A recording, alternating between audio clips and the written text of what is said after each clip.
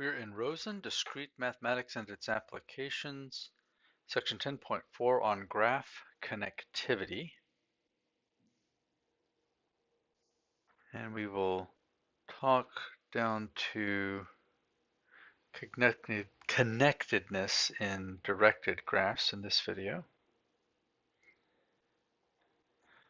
And we'll start off with a discussion of paths. Well, a path is a sequence of edges that starts at one vertex and travels from vertex to vertex along edges in the graph. And as the path travels along its edges, it visits the vertices along the path, and that is their endpoints. So many problems can be related to whether or not two vertices can communicate by some path of some length. Can a message be sent between two computers? Can we plan for efficient mail delivery? Would be two examples. All right, more formally, a path of length n, so n is a non-negative integer. Path of length n from u to v is a sequence of n edges, e1 through en, for which if x0 is u, and x1 all the way to xn, which is v, is a set of vertices such that has endpoints of xi minus 1 and xi for e sub I. Now, if a graph is simple, this is important if you have multiple edges between vertices and they have to have a label for the edges. If the graph is simple, all we really need is the vertices themselves. So x0 would be the start vertex, xn would be the end vertex.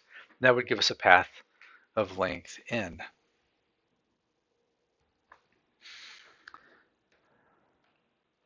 If the path starts and ends at the same vertex, we say that it is a circuit as long as it has a length greater than 0. And paths and circuits are said to pass through vertices, like you go through a city, and you traverse the edges, like you travel along a road. The path of circuit is simple if it doesn't contain the same edge more than once. And this terminology extends to directed graphs very readily.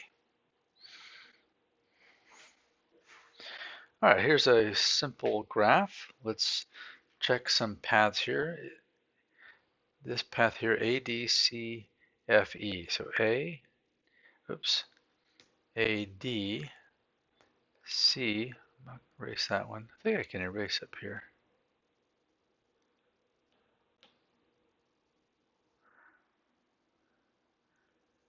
Let's try that again.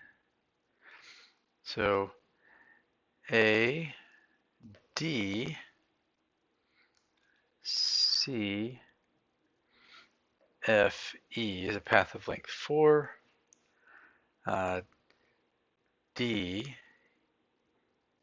E, C is not a path because there's no edge between E and C. And then B, C, F, E, B is a path of length 4.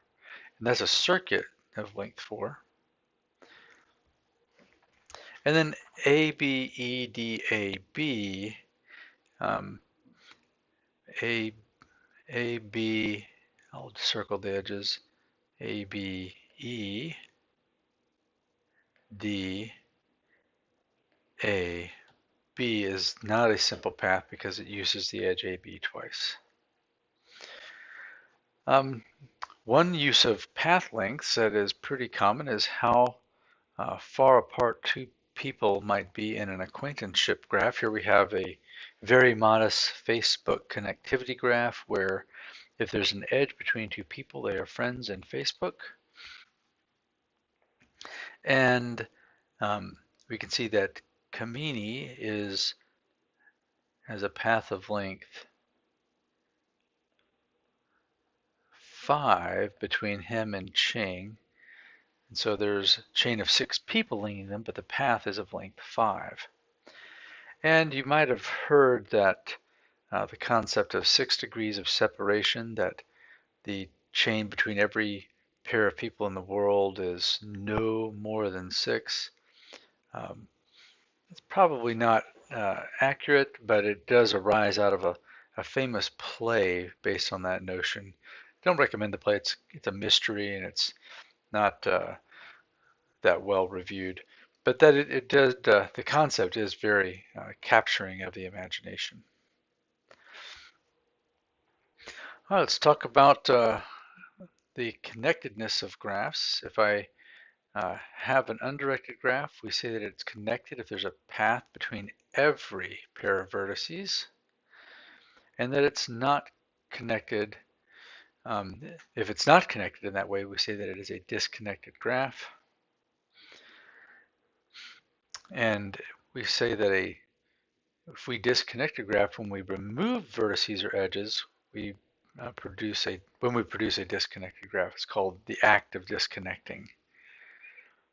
Here we have graph G1, which is connected because there's a path between every vertex, but graph G2 is not connected because there's not a path between vertex A and vertex F, for instance.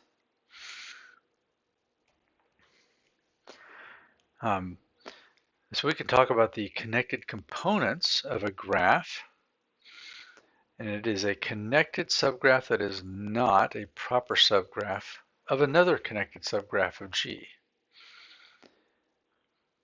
So in a graph that is not connected has 2 or more connected components, and G would be their union. Here I have an example of a graph H which is disconnected. It has 3 connected components, H1, H2, and H3. Note I could create a subgraph using the vertices of F and G, which is connected, but it is not a connected component because it is a proper subgraph of H3. Now let's talk about connectedness in directed graphs. And we say that a directed graph is strongly connected if there's a path from A to B and a path from B to A whenever A and B are vertices in the graph. And a graph is weakly connected if there's a path between every 2 vertices in the underlying undirected graph, which is the graph with the arrows removed, ignoring the direction of the edges. Now here we have 2 directed graphs, and we see that G is strongly connected because I can get from E back to E with every if I leave, and if I leave from B, I can get back to B. So G is considered strongly connected, but H is not strongly connected because if I leave E, I can't get back to E, and I can't leave A at all. But if I leave B, I can get around and back to B that way. So graph H would be considered weakly connected because if we took the arrows away, then those paths between all vertices would exist.